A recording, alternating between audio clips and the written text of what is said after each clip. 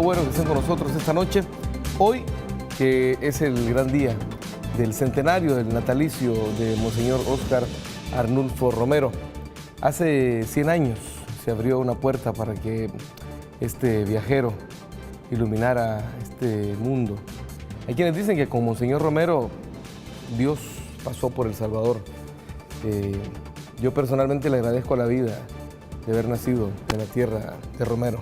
Esta noche, para hablar sobre la memoria, sobre el legado, sobre la vigencia de la obra, de la vida, de las palabras de Monseñor Romero, están con nosotros dos buenos amigos, el sacerdote Juan Vicente Chopin, director de la Escuela de Teología de la Universidad Don Bosco. Bienvenido. Buenas noches, mucho gusto, un placer estar con ustedes aquí. Listo, también está con nosotros Alfredo Vicente, educador del equipo Maíz. Bienvenido. Correcto, mucho gusto. Vamos a hablar de este día maravilloso, este día que nos ha hecho vibrar a todos aquellos que seguimos a Monseñor Romero, que creemos en su palabra y que nos interesamos por su obra. Este día ha sido de fiesta realmente. Vamos a iniciar compartiéndoles uno de los mensajes que daba el cardenal Ricardo Esati, enviado del Papa Francisco para las celebraciones del centenario del natalicio de Monseñor Óscar Arnulfo Romero. Han habido diferentes actos, podríamos mencionar como el acto principal, la misa que se celebró esta mañana en Catedral Metropolitana, para celebrar los 100 años. Y vamos a tomar este mensaje del cardenal Esati como punto de partida, ¿les parece? Sí, está. Listo, veamos.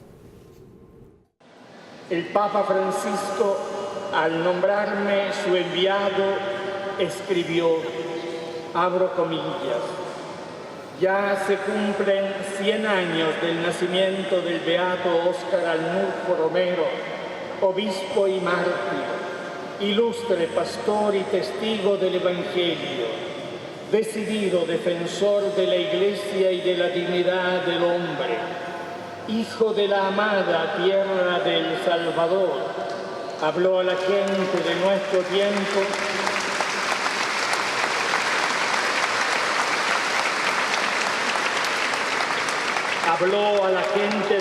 tiempo de la obra salvífica de nuestro Señor Jesucristo y de su amor hacia todos, especialmente hacia los pobres y descartados, tanto en su vida sacerdotal como en el comienzo de su ministerio episcopal.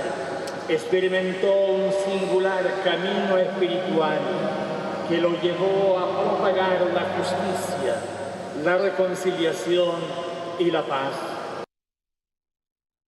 Interesante el mensaje que describe cuál es la visión que tiene el Papa Francisco de nuestro profeta mártir. Ahora, Padre Chopin, ¿pudiéramos hacer alguna semblanza? Yo sé que podríamos pasar horas y días enteros hablando de las diferentes dimensiones de Monseñor Romero, pero si pudiéramos hacer una pequeña semblanza de quién fue Monseñor Romero, ese hombre que hoy nos ha reunido y nos ha unido y nos ha hecho vibrar con su obra, con sus palabras, y que hoy estuviera cumpliendo 100 años de vida. Bueno, 100 años pues es un tiempo amplio, es un siglo, pero los rasgos que destacan las biografías y los familiares de él, los hermanos de él, que son las fuentes que tenemos, los documentos que él escribió también, describen a un niño pues más o menos introvertido, ¿verdad? Un poco tímido, pero al mismo tiempo un niño normal, pues como cualquier otro, que viene de un sitio bucólico, es decir, Ciudad Barrios, a distancia de 100 años, es un lugar remoto para un país como el nuestro. Y él va a tener en su vida, Monseñor Romero, digamos, la experiencia de contrastar, el vivir en una localidad tan pintoresca, pasar luego a San Miguel, luego a San Salvador y luego a Roma. Yo creo que esas experiencias geográficas han logrado formar el carácter de Monseñor Romero. Entonces es una persona muy piadosa, según cuentan sus hermanos, muy piadosa, es decir, que practicaba las prácticas, tenía costumbre de practicar la religión de sus padres, la religión católica, y de este modo pues él se va perfilando y nosotros podemos ver etapas en la vida de Monseñor Romero. Lo que sí es cierto es que tenía un carácter, por lo que se ha podido conocer, que aunque era tímido, cuando él tomaba posición en ciertos temas, se transformaba en una persona con un temple fuerte. Férreo. Férreo, sí, y de eso se puede demostrar. Ya, bueno, se supone que vamos a hablar un poco de eso, pero cuando él era sacerdote ya están esos visos, ¿verdad? Por ejemplo, cuando él combate la masonería, es bien fuerte. Eso es cuando era sacerdote. O sea que en realidad lo que nosotros conocimos del arzobispo, del obispo Romero, ya tiene una raíz en su vida. Entonces yo creo que hay un contraste interesante en esa timidez del carácter, pero que ya al juntarse con la fe y la experiencia de vida de frente a un pueblo, esa conjunción hace de él ese profeta, es decir, que es parco tal vez en la palabra cuando está en privado, pero cuando se planta de frente al pueblo es muy elocuente.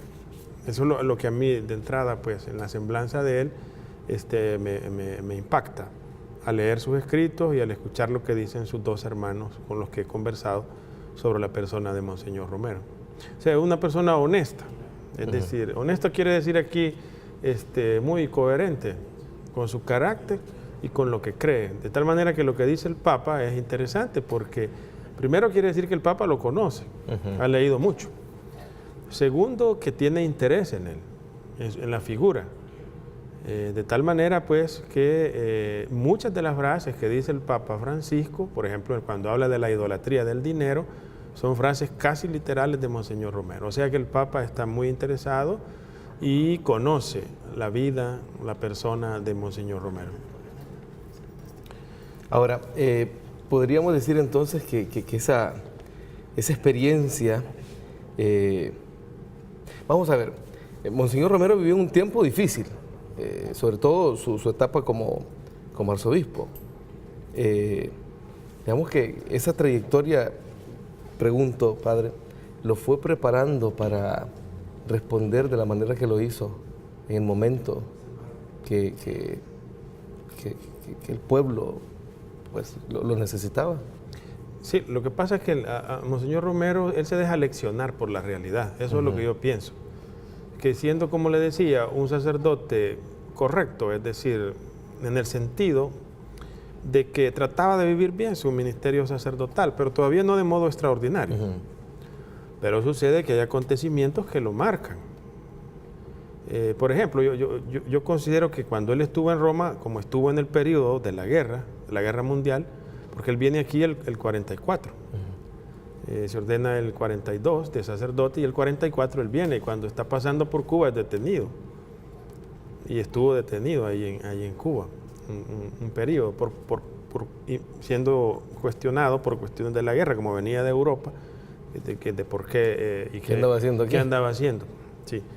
Luego él viene aquí a El Salvador y entonces, de lo que yo he podido determinar, por ejemplo, en las notas periodísticas del Chaparrastique, del periódico Chaparrastique, él va tocando ciertos temas. Por ejemplo, él toca el tema de la masonería. Monseñor Romero es muy patriota, en un patriotismo humanista, evidentemente.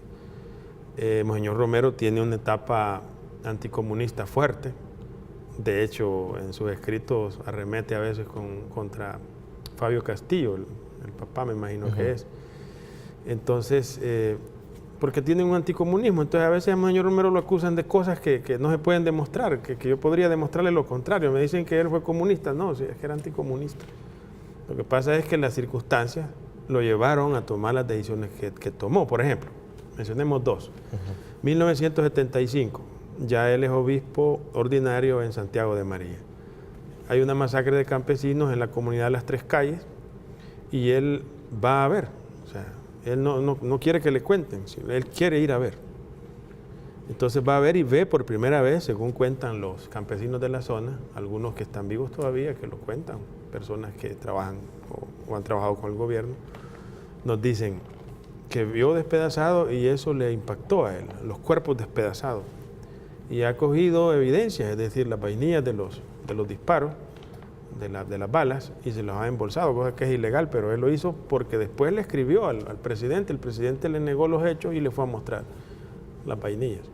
Entonces ahí, esa pienso yo que en Santiago de María fue que él inició, cuando vio, por ejemplo, si tú eres obispo, vamos a hablar así en términos humanos, yo soy obispo, mi casa episcopal está cerca del parque, ¿verdad? Casi siempre, y es cómoda, amplia, con todas las condiciones. ¿Y cómo me voy a acostar yo tranquilo a descansar cuando estaban los cortadores de café allí, todos en el parque tirados, descansando y comiendo con una tortilla en la mano? Y con frío, porque hace frío ahí en esa zona. Entonces yo me imagino que él es honesto y dice, y ahí empieza, ¿no? ¿Cómo es posible que estos millonarios me vengan a decir a mí que son buenos cristianos y tienen aguantando hambre a esta gente y aguantando frío? Entonces él empieza a repartir café, empieza a darles comida allá en Santiago de María, pero yo creo que lo que le hizo a él cambiar así en modo radical fue cuando vio los cuerpos despedazados. Estas gentes trabajaban en las algodoneras, en la zona costera. Y el otro hecho que creo yo que le hace a él cambiar fuerte es ya cuando le matan a su amigo, que es lo que más se menciona.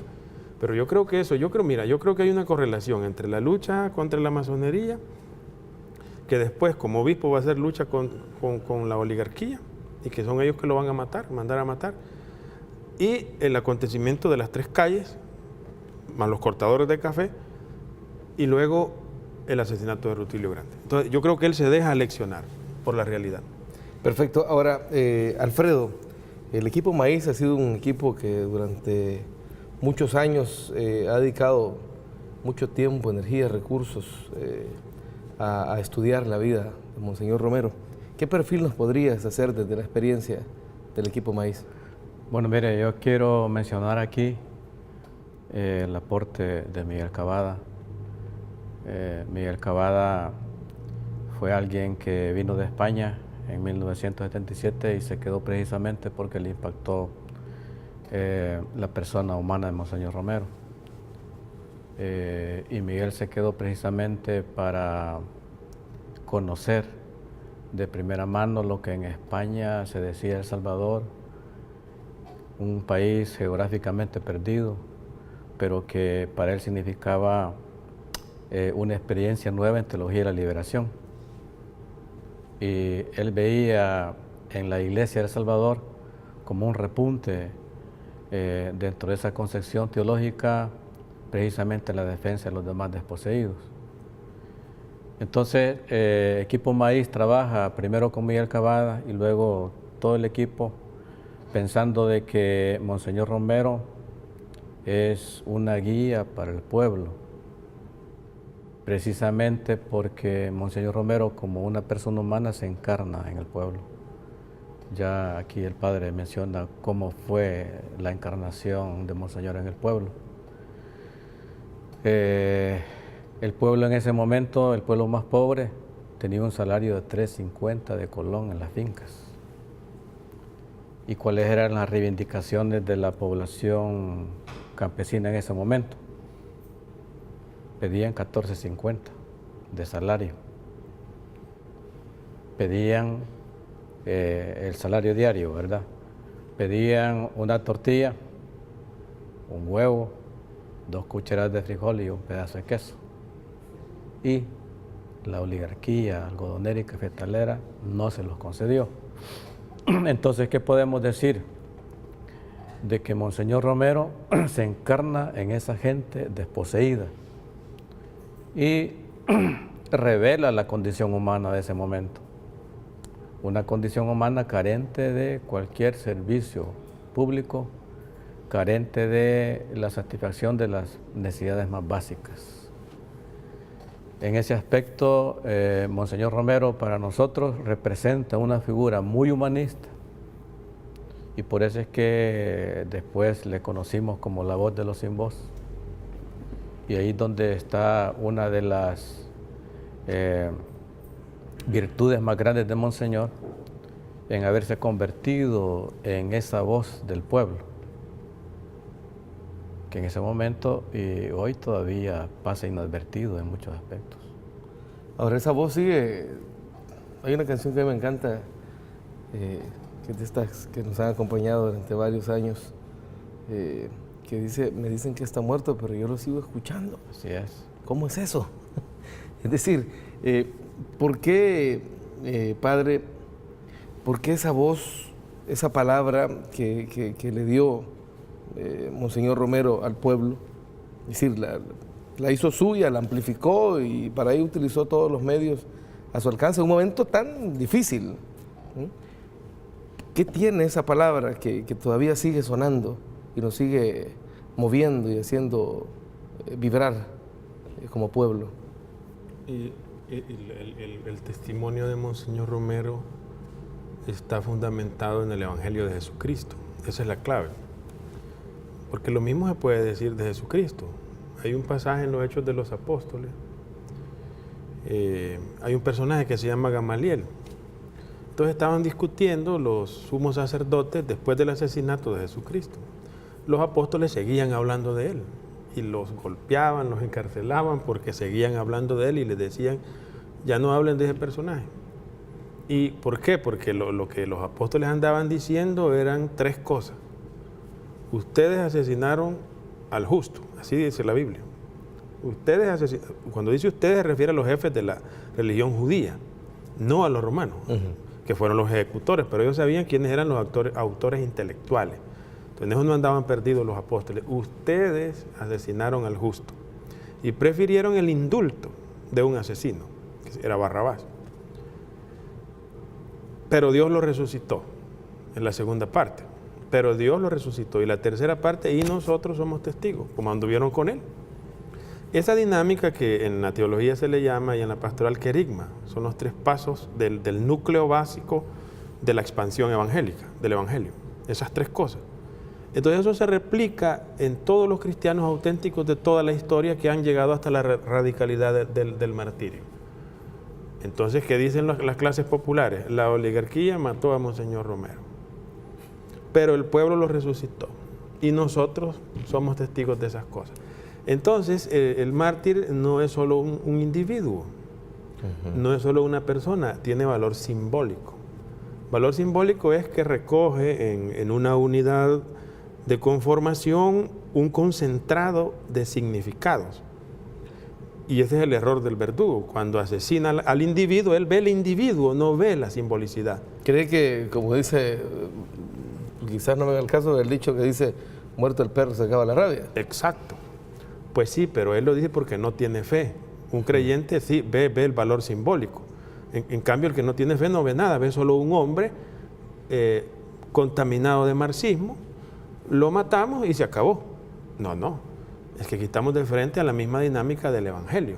La sangre de los mártires es semilla de nuevos mártires. O sea que asesinar a una persona de ese nivel es irrigar la tierra para que surjan más. De tal manera que cuando asesinan a Monseñor Romero, el verdugo interpreta que se ha terminado el problema. Pero lo que ha hecho es expandirlo en las conciencias que creen en él. Entonces las personas ven en Monseñor Romero una fuente de inspiración. Y si usted se fija, algo de eso está sucediendo en estos días con el nuevo cardenal. Algo de eso, digo. ¿Verdad? Porque hay que esperar si efectivamente ese algo es asumido por quien tiene que asumirlo. Pero esa es la clave, ¿verdad? El Monseñor Romero sigue vivo porque el pueblo lo mantiene vivo. Ni siquiera la jerarquía en su momento lo mantenía vivo. El pueblo lo mantenía vivo. Ahora la jerarquía lo asume. Fenomenal. Está bien. Excelente. Pero viene el momento, pues, y eso me imagino que es la parte que falta actualmente de cómo lo vamos a mantener de aquí en adelante, una vez que ya está oficializado. Justamente esa es la pregunta, Alfredo. ¿Cómo hacer como comunidad, desde nuestra posición como laicos o como cristianos muy activos o como estudiosos, la academia, las mismas organizaciones populares? ¿Cómo hacer para que, a pesar, voy a usar esa expresión, a pesar de que la iglesia lo haya oficializado, siga siendo el Romero del pueblo? Bueno, yo quiero comenzar diciendo que cuando visitamos las comunidades para la gente ya es santo, mucho antes de que lo beatificaran. ¿Por qué la gente siente esa sensación? Precisamente porque ven en Monseñor la representación de un pueblo encarnado. ¿Sí? Hoy este 15 que cumple los 100 años, vale la pena recordar y no solo pedir que lo santifiquen, sino precisamente rescatar el mensaje dentro del contexto histórico y también dentro de ese tiempo que le tocó vivir a Monseñor Romero, porque hay muchas personas que tienen 40, 80 años que conocieron, no personalmente, pero escucharon la voz. Y el domingo en Ciudad Barrio yo platicaba con un campesino que me dijo, mire, aquí hoy han llegado varios hipócritas al pueblo. Sí. Tremendo, pero cierto. Sí, y me señaló a Simán, que estaba en primera fila. ¿Y sabe lo que me dijo el campesino? Yo no sé leer ni escribir, porque a los 16 años me reclutó la Fuerza Armada y me fui a pelear. Cuando yo regreso a mi cantón, me encuentro que mi familia estaba incorporada en la guerrilla y los siguientes años me la pasé en la guerrilla. Y yo escuchaba a Monseñor Romero y me gustaba escucharlo porque me orientaba y hacía de mí el pensar de que mi compromiso en ese momento era con el pueblo. Y hoy me da cólera ver de que acá, en Ciudad Barrios, está siendo visitado por gente hipócrita. Se colaron en la peregrinación. Así es. Y estuvieron en primera fila, dando café con pan a la gente que llegaba. ¿Sí? Claro, eso en acuerdo con el señor alcalde de Ciudad Barrio, porque era evidente. Entonces, y la gente no dice nada, pero lo percibe y se indigna. Ahora, esa indignación, ¿cómo canalizarla? Bueno, primero pienso que diciendo lo que está mencionando el Padre, decir quiénes lo mataron, quiénes lo mandaron a asesinar, quiénes son los intelectuales. La Comisión de la Verdad es tajante cuando dice que hay clara evidencia que Dawison fue el actor intelectual, el fundador de Arena. ¿Sí? Pero detrás, ¿quiénes están? Está toda la oligarquía. Y en ello hay nombres como Simán, como los Poma, como los Regalados Dueñas, todos los que son los dueños de todos los grandes medios que generan la economía y la riqueza en el país. Había un señalamiento durante estos días del expresidente Mauricio Funes que decía directamente que los Simán fueron uno de los financistas del asesinato de Monseñor Romero, bueno, por ejemplo. Lo que pasa es que eso está documentado y la Comisión de la Verdad no creo que se haya equivocado en señalar, ¿verdad?, a los autores. Ahora, Monseñor Romero es bien claro cuando dice que la causa de la violencia en El Salvador es la injusticia, pero promovida por una oligarquía terrateniente. Y hoy, no terratenientes más, son los banqueros, son los accionistas de los negocios más grandes en el país. Entonces, la población se indigna. ¿Cómo canalizar esa indignación? Y yo creo que las comunidades eclesiales de base, las organizaciones populares, tendrían que retomar ese mensaje de Monseñor Romero, la defensa de los intereses más preciados del pueblo. Me llamó la atención cuando decías que el pueblo ya lo hizo santo. Hay una anécdota que cuenta Roberto Cuellar, que era parte del equipo de socorro jurídico, que cuando lo llevan el cuerpo a la policlínica, había unos indigentes que se enteraron de que estaba ahí el cuerpo del arzobispo y pidieron entrar a verlo. Y que uno de ellos cuando lo vio exclamó, nos mataron al santo. Y esa expresión siempre me ha llamado la atención de esa anécdota porque es como, incluso lo consideraban santo desde antes del martirio. Pero bien, hoy tenemos que hacer una pequeña pausa. Vamos a seguir hablando de la dimensión popular, la dimensión profética, además del pensamiento y sobre todo la vigencia de todas esas palabras hoy en nuestros tiempos. Una pausa, venimos con más.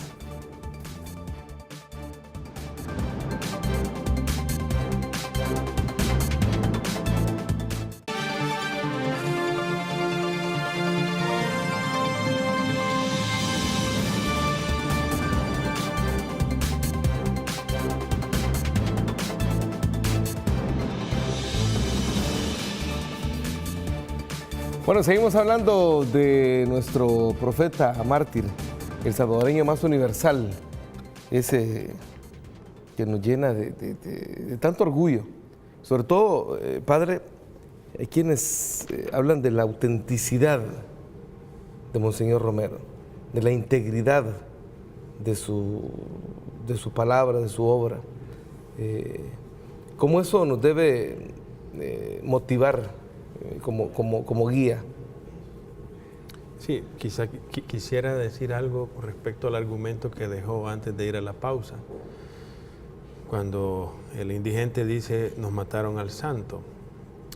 Hay que aclarar que en la Iglesia Católica, cuando se habla de canonización, no es que el proceso canónico le dé la santidad al sujeto, al candidato, sino que la santidad la reclama el pueblo, en todos los casos. Habrán casos en los cuales por influencias o qué sé yo, por dinero, hay casos en los cuales se puede acelerar un poco más la canonización de alguien, porque es muy caro, en Roma eso.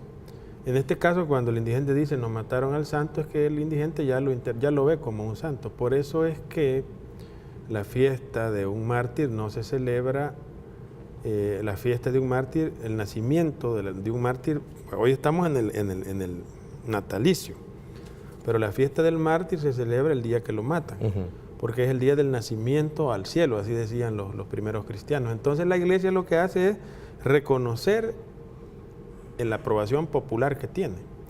Dicho de otros modos, es el pueblo quien presiona a la Iglesia para que lo haga santo.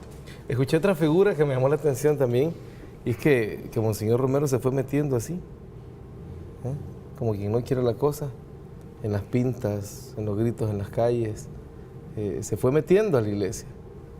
Y hoy a la Iglesia no le ha tocado más que reconocer. Sí, a pesar de algunos, ¿verdad? Ahora, la integridad de Monseñor Romero, sí, es una integridad y además en condiciones muy, muy difíciles, creo yo. Yo creo que Monseñor Romero vivir el ministerio, el ministerio sacerdotal como lo vivió, en condiciones angustiantes. Yo lo relaciono con un texto que tiene Miguel de Unamuno, que le llama la agonía del cristianismo. Y Unamuno sostiene que el cristianismo no es seguridad, sino que es angustia. La angustia es cuando tú estás en un estado de agitación y no encuentras paz. Diciendo lo contrario, Ambrosio de Milán, en el IV siglo, decía que cuando no tiene persecuciones la iglesia se instala. Entonces pierde su esencia. No quiere decir que siempre esté perseguida, pero en los periodos de paz, dice, no, se instala. Zona de confort. Sale de zona de confort. Entonces, Monseñor Romero vivió intensamente, sobre todo el periodo de los 3 años de aquí. Ya tenía dificultades un poco antes, ¿verdad?, de entendimiento, a veces con Monseñor Aparicio, incluso con Rivera y Damas, a veces tenían diferencias. Pero después él identificó la línea profética que debía seguir y la siguió. Digamos que ahí está la autenticidad de él. Vaya, Ignacio de Acuría lo dice en un modo muy agudo, porque Ignacio de Acuría es bien agudo, como es filósofo, las palabras las mide muy bien.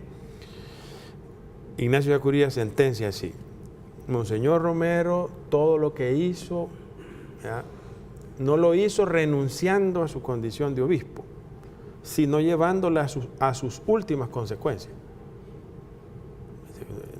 ¿Qué significa esto? Es decir, que Monseñor Romero no se instaló en su condición de obispo, que podía hacerlo, sino que dijo, no, yo como obispo debo avanzar hasta las últimas consecuencias. Porque asumió que como obispo era responsable. Responsabilidad de él. Por eso es que alguna vez yo he dicho que la iglesia que nace de Monseñor Romero es una iglesia responsable. No es una iglesia irresponsable que deja en el limbo, en la ambigüedad de lo que está haciendo. Algunos representantes de la iglesia, no, eso no debe ser así, debe ser claro y taxativo, ¿verdad? A la luz del día. Entonces, Monseñor Romero en eso es por su carácter, creo yo. Su personalidad es así. Y luego la conjuga con lo que él cree que es correcto.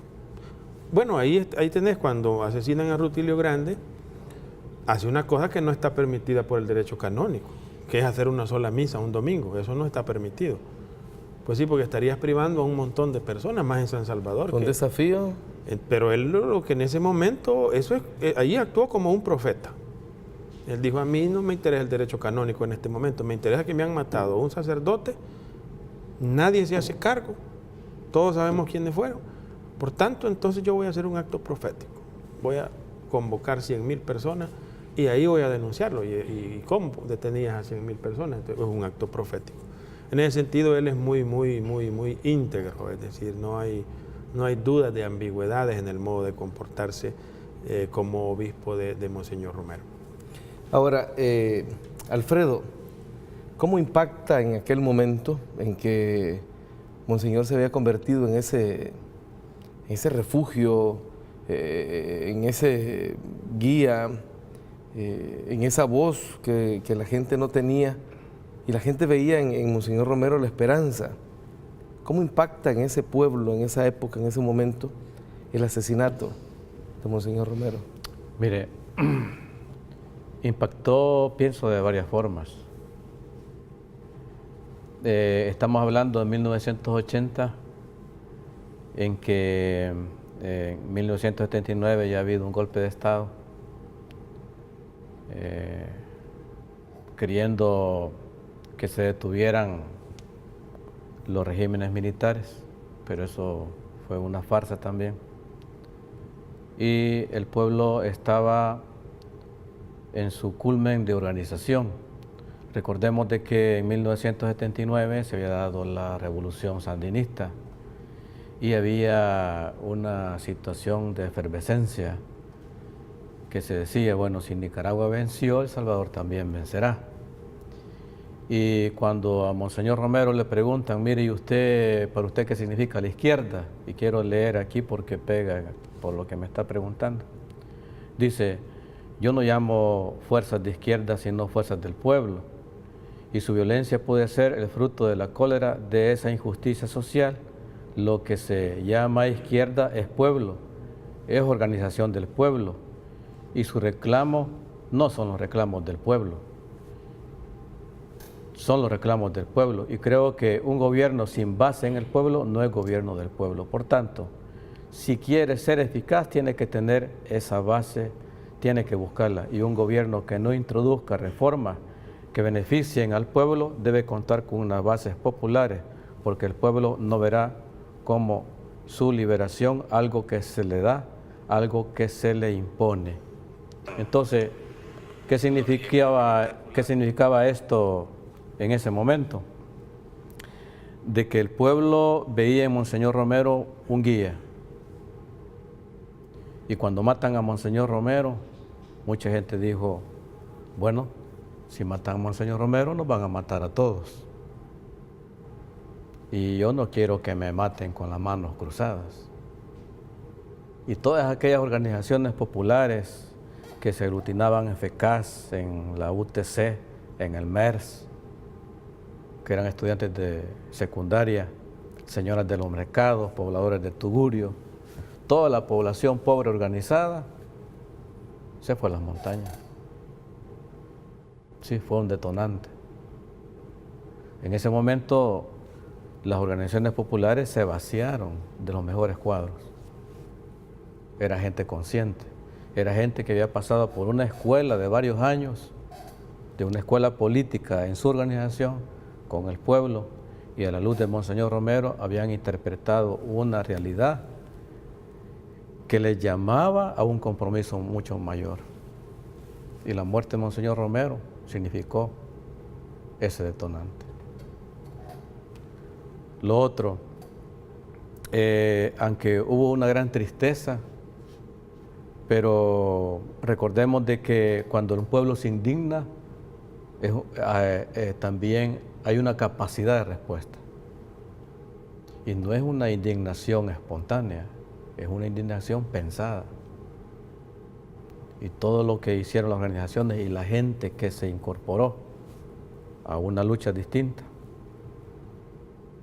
lo hizo muy pensantemente. Entonces ahí hay un compromiso político y un compromiso de entrega. Si Monseñor Romero entregó lo último por el pueblo, ¿por qué no lo voy a hacer yo? Mucha gente lo hizo. Y tenemos un montón de nombres y rostros que todavía hay muchos jóvenes que no lo conocen. ¿Sí? Hace poco hacíamos una exposición de fotografías de caídos en la guerra en la UCA, que no pasan de 940 los rostros que tenemos en Bane, y unos jóvenes decían, esto no es cierto, muchos muertos dicen que hay aquí, si eso fueron pocos. Entonces, hago esta remembranza porque si en aquel momento fue todo un pueblo organizado que se incorpora, qué gran cantidad de gente ofrendó su vida en toda esa guerra que después fue de 12 años. ¿Va? Y la gente lo hizo convencida e iluminada por esa voz. Ahora, padre, en un momento determinado, la estrategia de la oligarquía fue invisibilizar a Monseñor Romero, que no se hablara de eso. No se corre el riesgo hoy de que nos lo quieran volver una marca, como que fuera salsa de tomate, y que a través del marketing quieran ahogar la profundidad, la autenticidad y la fuerza que tiene la palabra de Monseñor Romero. Sí, claro que sí, pero bueno, aquí hay que explicar un par de cosas. Primero que hay una prescripción en el proceso de canonización de una persona que se llama de no culto, non culto en latín, non culto, que significa no darle culto oficial a la persona que el pueblo considera santo. El pueblo lo considera santo y el pueblo siempre le lleva velitas, flores, plaquitas. Eso es inevitable. Pero el proceso, como una especie de abogado del diablo, dice, no, está prohibido celebrarle misa. Y eso es el error, a mi modo de ver, y creo que es primera vez que lo voy a decir, pero el error de la jerarquía católica fue que puso la prescripción de non culto, pero no le dijo nada a la oligarquía cuando se estaba aprovechando de la prohibición. No sé si me explico, es decir, es una norma del proceso de canonización que no se le debe hacer misa oficial, porque todavía no está declarado como santo. El pueblo hace lo que quiere, es decir, le celebra y todo. Son dos cosas distintas. Bien, entonces la oligarquía lee bien en la prescripción y dice, ok, entonces si no se le da culto, entonces nosotros potenciemos eso. Digamos que la iglesia prohíbe eso, pero no solo respetaba la prescripción, sino que le daba unas dimensiones y entonces metía lo de que era comunista, que era marxista, guerrillero. Eso ya no forma parte de la prescripción prohibitiva. ¿Ve? Entonces, el error de la jerarquía católica fue no haberle dicho nada a la jerarquía y en algunos casos ponerse de acuerdo con los millonarios para hacer eso. O sea, obispos que daban declaraciones en público diciendo que Monseñor Romero era el responsable de 80,000 muertos. Entonces, claro, si lo dice un obispo y lo dice en una misa multitudinaria o en una declaración en un periódico, por fuerza que los católicos le creen, o por lo menos una parte de ellos. Entonces se generó el conflicto y el aparato mediático manejó muy bien eso. Entonces ahora se corre otro peligro, muy parecido a ese. Y entonces aquí sí hay que llamar la atención. Que se quiera presentar a Monseñor Romero como un santo de madera, por ejemplo, una estatua. Que se quiera aprovechar la figura de Monseñor Romero como es potente, son miles y en el mundo millones de personas que lo siguen. Bueno, la peregrinación, padre, eso fue una cosa espectacular. Y yo quiero decir algo al Maravilloso. respecto.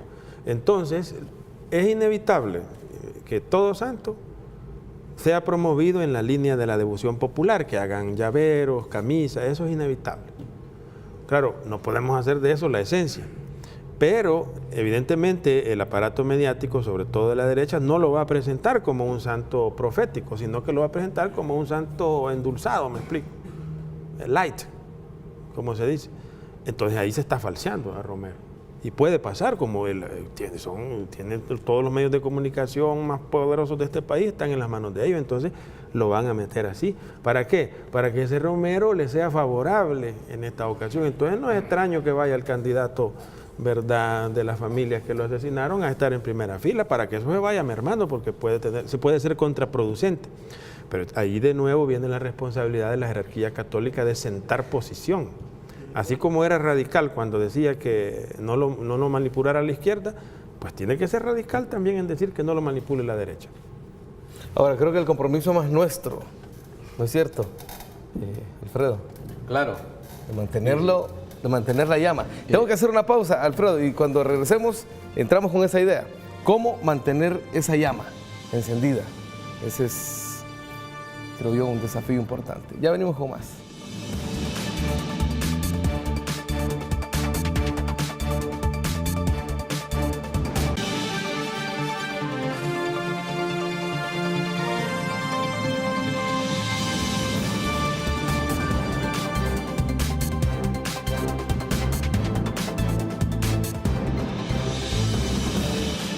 Bueno, seguimos hablando del centenario de nuestro profeta mártir, Monseñor Óscar Arnulfo Romero.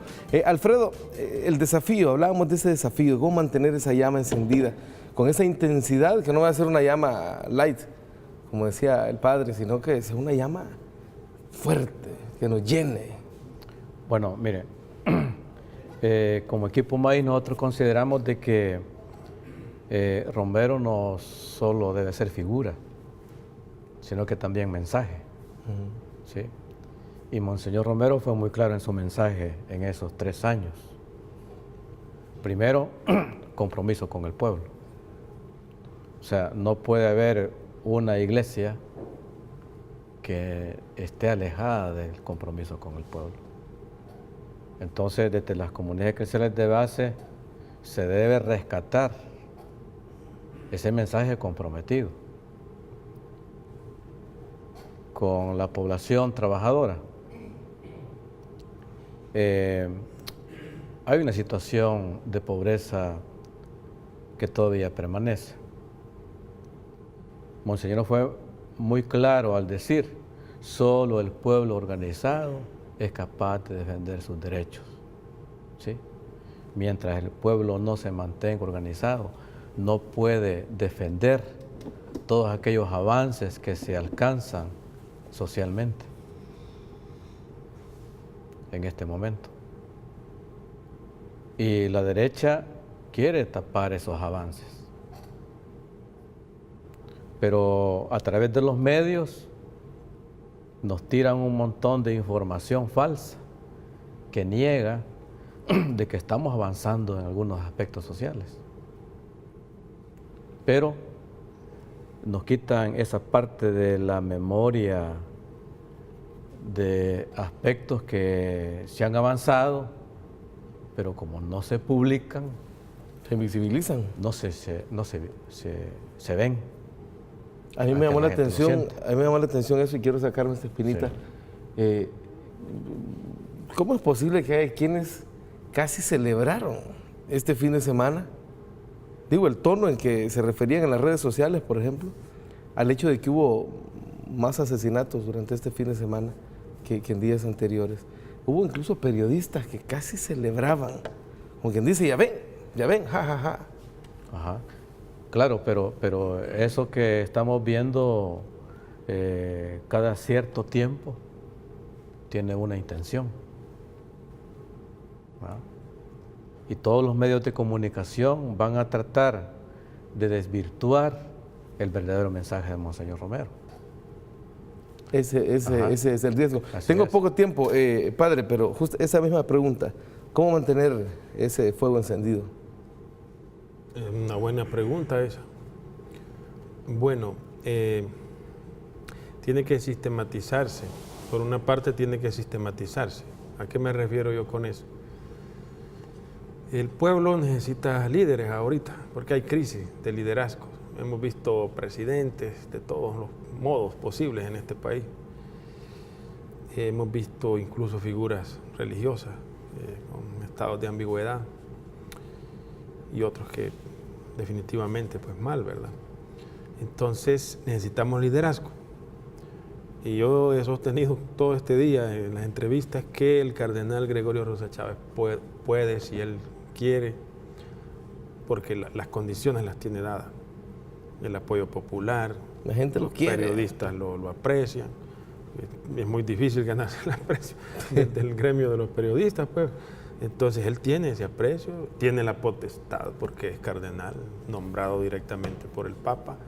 Entonces él podría liderar, a mi modo de ver, un movimiento amplio, un movimiento social amplio, inclusivo, ecuménico, con distintas denominaciones cristianas, político, en el sentido de formar cuadros políticos, una escuela de cuadros políticos. Puede intervenir directamente en las cuestiones a través de conferencias de prensa con los periodistas. Tiene un panorama muy bueno, pero claro, tiene que tomar la decisión y eso solo él lo puede hacer. Entonces necesitamos las mediaciones históricas para que el legado de Monseñor Romero no sea solo algo como objeto de admiración, sino objeto de aplicación. En este sentido, los pastores estamos interpelados, es decir, ¿qué hacemos con el Monseñor Mártir? ¿Verdad? Lo admiramos, pero ¿y lo incorporamos en el estilo de vida que llevamos? Esa es la pregunta. Entonces hay que incorporarlo, ¿ya?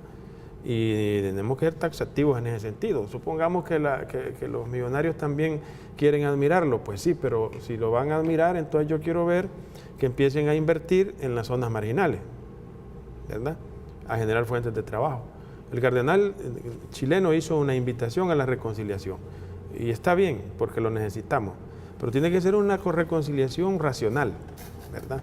Porque yo dije, creo que en la entrevista de otro canal del Estado, que casi intencional, como decía Alfredo, casi intencional, es decir, mientras el cardenal iba con la peregrinación, como que le tiramos aquí un puño de muertos para hacerle de contrapeso. Eso va a ser una cosa muy cotidiana. Entonces hay que tomar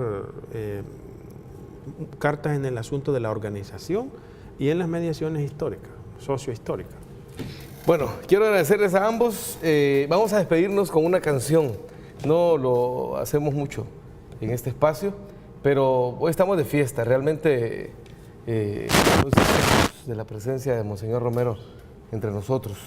Así que queremos compartir una canción de nuestro buen amigo Guillermo Cuellar, Piquín, como le conocemos los que tenemos el gusto de compartir algún momento con él. Y esta canción que se llama Proclámenlo Santo. Con esto cerramos. Muchas gracias, Padre. Muchas gracias, Alfredo. Bueno, muchas gracias a ti. Espero que nos veamos seguido en este foro. Con gusto. Y ustedes, amigos y amigas, quédense con los 100 años de Monseñor Romero.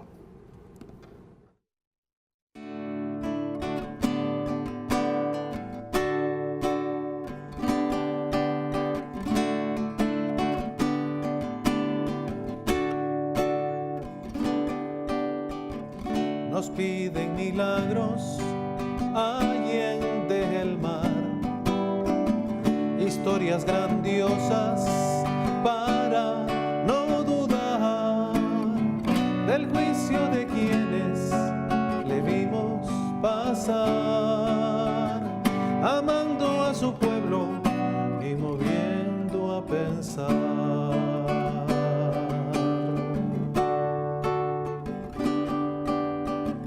Los ojos humildes supieron brillar, los paralizados pudieron marchar, los siempre olvidados ganaron lugar, los templos de piedra se hicieron hogar. Proclámenlo santo, proclámenlo santo, proclámenlo santo, haciendo sanar los ríos de llanto, mordaza y espanto. Proclámenlo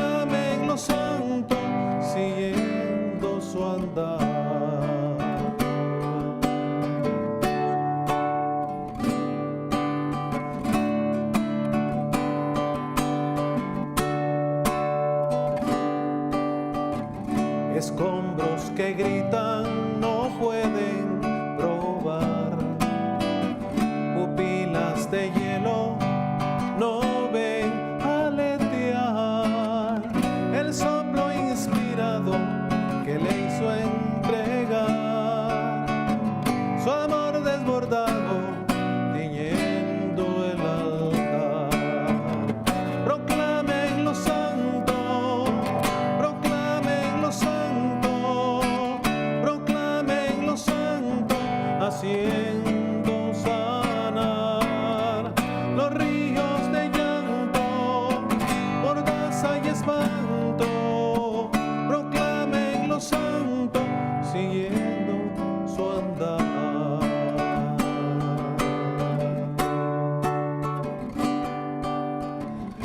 Una flor marchita reviste su ajuar, un árbol talado vuelve a retoñar, un ave abatida retorna a volar, una voz callada no para de hablar. Proclamen los santos, proclamen los santos, proclamen los santos, haciendo sanar los ríos de llanto, mordaza y espanto. Proclamen los santos, siguiendo su andar. Proclamen los santos, proclamen los santos,